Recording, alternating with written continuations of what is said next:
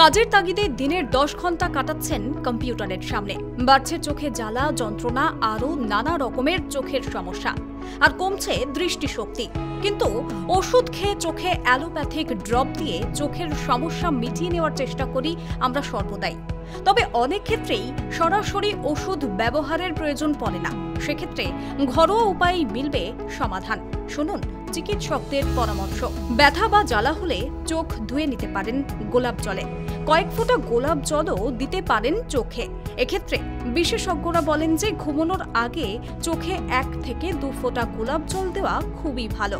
গোলাপ জলের মতোই চোখের জন্য উপকারী টি ব্যাগ।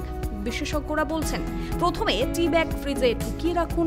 ব্যাগটি ঠান্ডা হয়ে গেলে তা বের করে চোখের উপর রাখুন। মিলবে আরাম, কমবে চোখের ব্যথা। তবে চোখ জ্বালা করলে শসা হতে পারে আপনার হাতের কাছে থাকা অন্যতম কার্যকরী উপাদান। চোখের উপর ঠান্ডা শসা রাখলে জ্বালা কমে চটজলদি। এমনকি চোখের জ্বালা ব্যথা দূর করতে চাইলে কাজে লাগাতে পারেন আলুও। চোখের উপর আলতো হাতে আলুর টুকরো দিয়ে মাসাজ করলে মিলবে উপশম। তাই আর কোনো ওষুধ কিংবা কৃত্রিম পন্থায় নয়, ঘরোয়া কিছু টোটকা আর প্রাকৃতিক উপাদানেই গায়েব হবে চোখের জ্বালা যন্ত্রণা। তবে শুধু ঘরোয়া টোটকা নয়, পাশাপাশি চেষ্টা করুন রোজের কিছু অভ্যাসেও বদল আনতে।